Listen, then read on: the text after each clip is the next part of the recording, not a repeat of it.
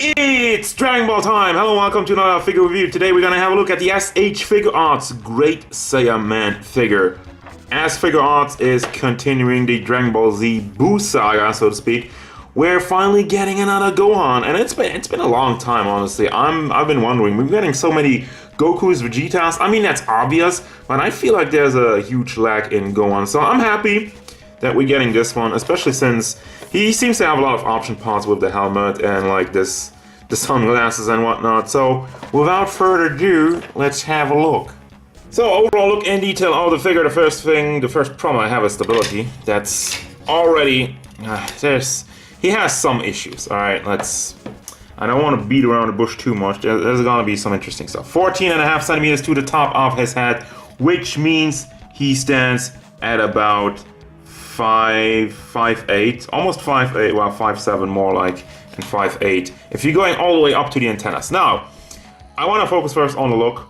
I still have the helmet on because I really like this one. There's a lot of shiny paint job. We got some metallic in the gray and in his visor, and also the antennas, which they are soft-ish, but I feel like they might break off. As a result though, they kind of stay in place nicely. I dig that. You know, it's not warped and it's not going all over the place. No, it goes up nicely. There's a little bit of paint bleeding over here from the dark to the orange. Not really an issue. And the orange is not metallic because it's supposed to be some kind of biker helmet. And once again, we got some more metallic. And the face sculpt looks nice. You do get a different mouth for the helmet. But we're gonna have a look at that once we get to the accessories.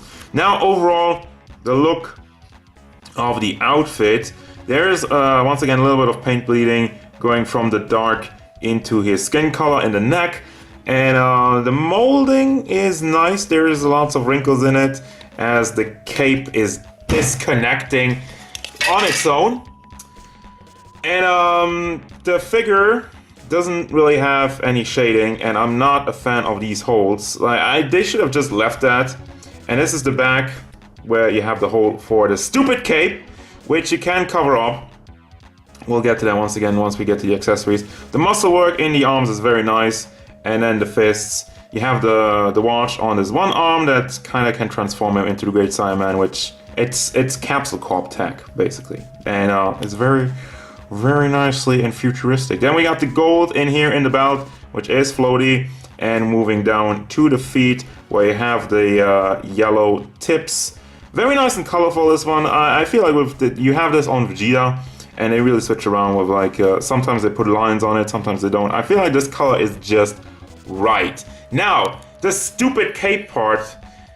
Hi guys, I'm Great Saiyaman's cape. I'm garbage. Okay, so, a couple of things of this one. First and foremost, it is soft plastic up here, which isn't really an issue that much. I feel like it might be a good idea, but it's not really working completely. So you pack it in, and as you've seen during the review just now, it has a trouble staying in. And once again, we get to the holes in the gi, which it does cover it up, but you really have to always be sure to drape it over. If you're moving the arm up, this just goes up, and it doesn't look good. Once again, that's why I don't think the problem is the soft plastic in the upper part of the cape. I just think the problem is the holes in the gi. Now, it doesn't stay on. It just doesn't stay on. There's like these holes in here, and you kind of have that in there. But this is soft plastic, so how is that supposed to hold on? I don't know. And even if you get the cape in, this is like the lowest you get it. It always stays away. It stays out like that. It does have a ball hinge, so you can bring it all the way up. That's nice, whatever. But I hate the cape. I hate it. Now let's have a look at the articulation. First and foremost, the head. I mean, the head is kind of hard to move around without moving the neck around, so I just really want to see. The head has some wiggle motion, goes all the way around, also seems pretty loose on there. So, also goes side to side, and as you can tell, the neck is already moving. So let's have a look at the neck without the head. Goes side to side very much, goes back and forth, and has some wiggle motion. So overall, I think you're really getting more out of the neck than the head itself. I mean, it is classic stuff, but the ball joint is really kind of deeply in there. But it does work. Gets the job done. For your shoulders, you have a big hinge in the shoulder itself, and another ball hinge that rotates in the torso area. Then you have butterfly joint to bring that entire piece forward, which yeah, makes for some very good forward motion for your Kamehamehas and whatnot. Then we got the double hinged elbow, that's classic standard stuff, and the fist is on another ball hinge. Back, forward, rotation, chest area. The upper part, you can pull this one out, so it does go forward, does go to the back, and does, I wouldn't say rotates all the way around, it's kind of stuck at some point. Also, it would look super wonky if you turn it around like that.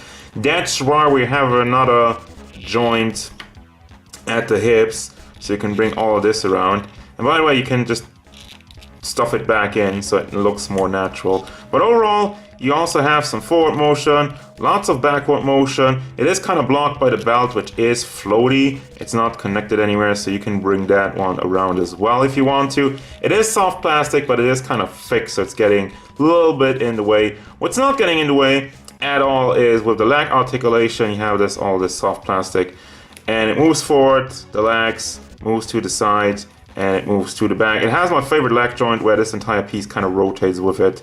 It looks really seamless, and it gets the job done.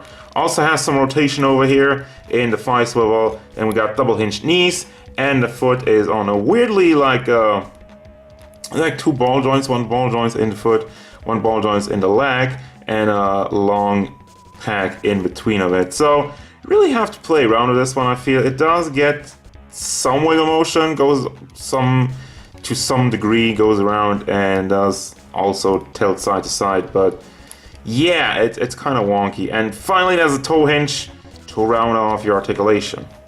Now for the accessories, as previously mentioned, you have all these option parts, and obviously the most important part would be the faces. You got the one without the helmet, which just kind of tries to conceal his identity in a very poor job. Well, it's still better than Superman just wearing glasses. But anyway, it is nicely done. You only have this expression though, but I mean, I'm not complaining because we already got all these heads. And then you got the one yelling face for when you're wearing the helmet. And then we got two basic angry looking faces. One time you got the regular one with the bigger eyes, and what the hell is this? It looks like somebody completely missed the mark on where he was supposed to draw the eyebrow. So we got more quality control issues. I've been getting hit with those a lot recently, so that's great. This one looks alright, nothing really to complain. Spiky hair, detail in it, awesome, good stuff. You got two replacement antennas, which I don't know why, but I'm not complaining. You got one arm without the watch if you don't fancy that. Like, well, in the tournament he doesn't have to watch. It's like a really nice attention to detail, and that's really like one of the things of this figure. You got the open blast hands, you got the closed blast hands, posing hands, and these kind of slippery chop hands. And there you go. Now before we get to the final thoughts, a question I've been asking myself a lot, and I'm wondering if you've been asking the same questions. How does he fare next to Ultimate Gohan? Overall, I want to know, especially can you swap the hats and whatnot. A little bit of comparison. I mean, the Ultimate Gohan figure has come out like a long time ago. Still has them ugly knees. But overall, I feel the most important part with these things are the skin tones. That's a different joint. Yeah, this one's bigger. So I'm guessing, hold on. I'm guessing this doesn't work. I mean, if you heat it up or whatnot, let me try this one. I mean, the joints, the ball joints are clearly, yeah. It's a different size. And his hat, what? His hat is way smaller. What happened? Oh my god, I didn't even notice that. So yeah, cannot hat swap, unfortunately, and now I can't get the hats back on. Okay, so what I said about stability earlier, I'll take it back. It works very well without the cape, without the stupid cape. That brings me to the final thoughts, stupid cape. I hate the cape. I don't like the cape. It's like, why can't they just make a cloth one, or make something that connects to the shoulders over here? Well, then you would have, I mean, I don't know. Honestly, I don't make capes, but overall this one is not good. It doesn't stay on. And yeah, forget about that. Make real cloth, honestly. I would prefer just real cloth. It looks kind of wonky always, I know, but this is not working. This is not... Bad cape to the side. But enough about the cape. The figure itself, it looks very nice. I don't agree with the holes in the mold over here, but then again, it's accurate. And that's really the thing. This figure is really nice and accurate in terms of really staying true to the original design of the figure, really giving you all the faces that you need, and that's really the most impressive part to me. I'm glad that we're getting another Gohan, and I'm hoping that they're rolling out another one real soon. Like in the blue gi, I really like the one in the blue gi, even though it only showed up for like, I think it was one training session between Goten and Gohan, so, but I want that one. So yeah, still, this one is recommended, has some flaws, like that stupid cape, but the rest of it is pretty solid and nicely done. So there you go, that's gonna do it, guys. As usual, thank you very much for watching. Don't forget, if you enjoyed this review, hit it up with a like and subscribe to the channel so you can stay tuned for more figure reviews, gameplay stuff, and whatever Great Saiyaman wants.